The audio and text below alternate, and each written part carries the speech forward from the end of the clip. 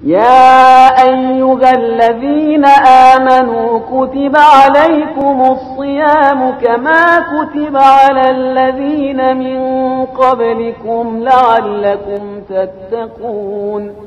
اعوذ باللہ من الشیطان الرجیم بسم اللہ الرحمن الرحیم الحمد للہ رب العالمین والعاقبۃ لأہل التقوی والیقین السلام علیکم ورحمۃ اللہ وبرکاتہ۔ ناظرین گرامی قدر، آپ کی خدمت میں نزول قرآن سے متعلق چند ایک نکات پیش کرنے کے لیے حاضر ہوا ہوں۔ پروردگار عالم قرآن مجید میں ارشاد فرماتا ہے، کتاب انزلناہ الیک لتخرج الناس من الظلمات الی النور۔ اس آیت کے ذیل میں چند نکات پیش کرنے سے پہلے ایک مقدمہ۔ ہمارے عقیدے کے مطابق خالق دو جہان خالق ہونے کے ساتھ ساتھ حکیم بھی ہے اور حلیم بھی ہے اور علیم بھی ہے، لذا پروردگار عالم اپنے علم و حکمت کی بنا پر جب سے انسان کی تخلیق کا آغاز کیا اس وقت سے انبیاء علیہم السلام اور انبیاء کے ساتھ ساتھ کتب اور صحف کے نزول کا سلسلہ بھی شروع کیا۔ مختلف قسم کے صحف اور مختلف قسم کی کتابیں، کبھی تورات کی شکل میں، کبھی زبور کی شکل میں، کبھی انجیل کی شکل میں، بشر کی ہدایت کے لیے، بشر کی رہنمائی کے لیے، بشر کی تخلیق کے مقصد اور ہدف اور غایت کو بتانے کے لیے کتابوں کا نزول کا سلسلہ جاری رہا۔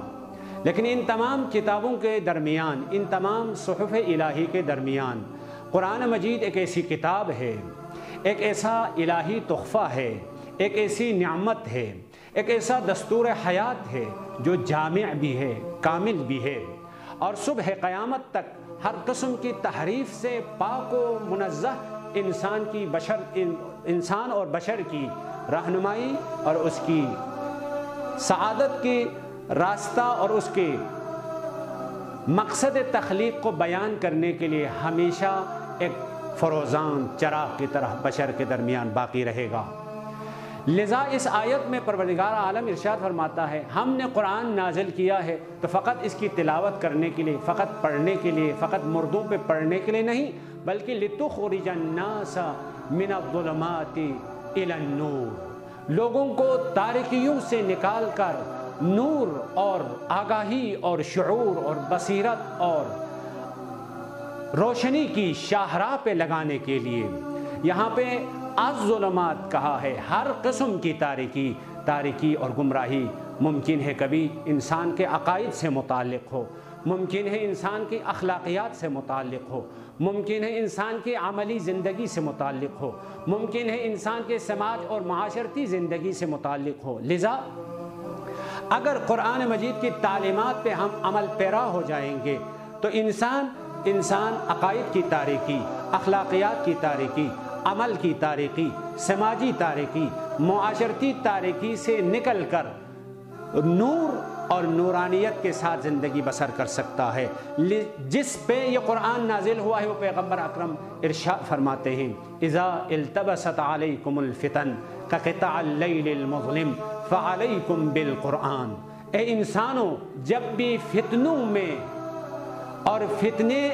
تاریک راتوں کی طرح تمہیں گھیر لے گا، لپیٹ لے گا، تو اس تاریک راتوں سے نکلنے کے راہ حل اور چارہ جوئی کیا ہے؟ فعلیکم بالقرآن، قرآن کے دامن پکڑو۔ اور اسی طرح قرآن مجید کے مفسر، قرآن مجید کے ناطق قرآن مولا امیر علیہ السلام کا فرمان ہے، قرآن ایک ایسی دوا ہے، قرآن ایک ایسا علاج ہے جس علاج کے بعد، جس دوا کے بعد کوئی بیماری اور کوئی مرض پھر باقی نہیں رہتا ہے۔ ہر قسم کی بیماری کے لیے، ہر قسم کی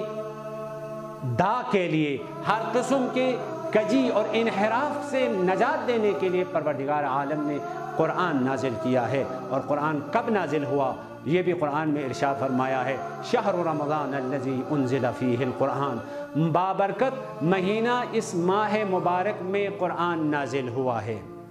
کس رات